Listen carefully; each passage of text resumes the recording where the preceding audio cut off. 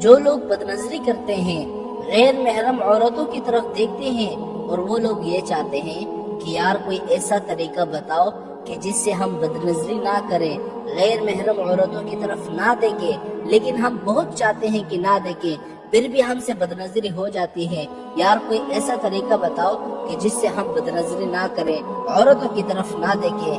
لیکن وہ طریقہ میں آپ کو آخر میں بتاؤں گا، اس طریقے سے پہلے آپ ایک بات پر غور کریں، ایک واقعے پر غور کریں۔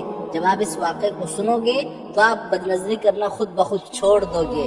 ایک شخص نے حضرت تھانوی رحمۃ اللہ علیہ کو خط لکھا کہ حضرت میری آنکھیں بے اختیار غلط چیزوں کی طرف اٹھ جاتی ہے، غیر محرم عورتوں کی طرف اٹھ جاتی ہے، لہٰذا آپ مجھے کوئی علاج بتائیں تاکہ میں بدنظری کرنا چھوڑ دوں۔ حضرت تھانوی رحمۃ اللہ علیہ نے اس شخص کو جواب لکھا، اگر آپ کی آنکھیں بے اختیار اٹھ جاتی ہے تو آپ کو فکر کرنے کی ضرورت نہیں ہے، آپ پریشان کیوں ہوتے ہیں؟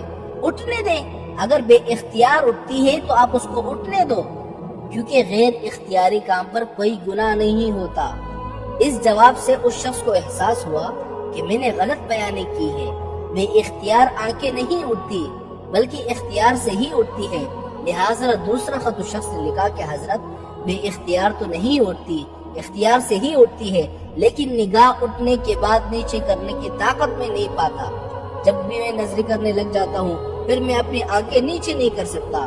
اس کا جواب حضرت نے لکھا کہ یہ بات بھی تمہاری غلط ہے، اس لیے کہ یہ فلسفے کا ماننا ہے، اصول ہے کہ کسی بھی چیز کا اختیار دونوں طرف سے ہوتا ہے، یعنی اگر کوئی آدمی ایک کام کر سکتا ہے تو وہ اس کام کو نہ کرنے کی بھی طاقت رکھتا ہے۔ ایسا نہیں کہ کر تو سکے لیکن نہ کرنے کی طاقت نہ رہے، ایسا نہیں ہو سکتا۔ میں یہ چیز اگر اٹھا رہا ہوں، اگر میں یہ چاہوں تو نہ اٹھاؤں، دونوں باتیں اختیار میں ہوتی ہے۔ یہ کیسے کہ نگاہ تو اڑ گئی لیکن اب نیچے نہیں ہو سکتی، اگر آپ کی نگاہ اٹھ سکتی ہے تو نیچے بھی ہو سکتی ہے۔ اس پر ان صاحب کو پھر اپنی غلطی کا احساس ہوا اور تیسرا خط لکھا کہ حضرت معافی چاہتا ہوں، پھر غلطی ہوئی ہے۔ نگاہ کو بچانے کی طاقت تو ہوتی ہے لیکن ہمت نہیں ہوتی۔ حضرت نے کہا ہاں یہ صحیح بات ہے، بہت سے لوگوں کو طاقت تو ہوتی ہے لیکن ہمت نہیں کرتے، اور ہمت ہی تو سب کچھ ہوتا ہے۔ آدمی ہمت کرے تو پہاڑ بھی ریزہ ریزہ کر دے، اگر آدمی کوشش کرے اور ہمت کرے تو معلوم نہیں کہاں سے کہاں پہنچ جائے۔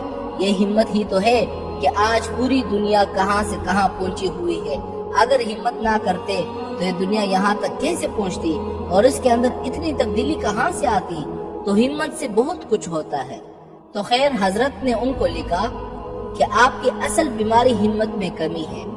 اچھا ٹھیک ہے، لیکن یہ فرمائے کہ اگر میں بھی اس وقت تمہارے ساتھ ساتھ چل رہا ہوں تب بھی تم ایسا کرو گے، غیر محرم عورتوں کی طرف دیکھو گے اور یہ کہو گے کہ بچنے کی ہمت نہیں ہوتی، نگاہ نیچے کرنے کی ہمت نہیں کر سکتا۔ اس پر ان صاحب کا خط آیا کہ حضرت اگر آپ میرے ساتھ چلیں گے تو ایسا نہیں ہوگا بلکہ پھر تو میری نگاہ نیچے ہو جائے گی۔ پھر حضرت نے اس شخص کو جواب لکھا کہ جب میرے ساتھ ہونے کے خیال سے تمہاری نگاہ نیچے ہو سکتی ہے تو خالق دو جہاں کے ساتھ ہونے کے تصور سے نگاہ کیوں نیچے نہیں ہو سکتی؟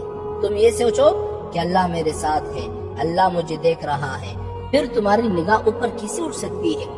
آج جو لوگ بدنظری کر رہے ہیں اور وہ یہ چاہتے ہیں کہ ہم بدنظری سے بچنا چاہتے ہیں اور ہماری طاقت نہیں ہے کہ ہم بدنظری سے بچ جائیں، عورتوں کی طرف ہم دیکھتے ہیں لیکن پھر ہماری نگاہ نیچے نہیں ہوتی، اس کا علاج یہ ہے کہ آپ لوگوں میں ہمت کی کمی ہے۔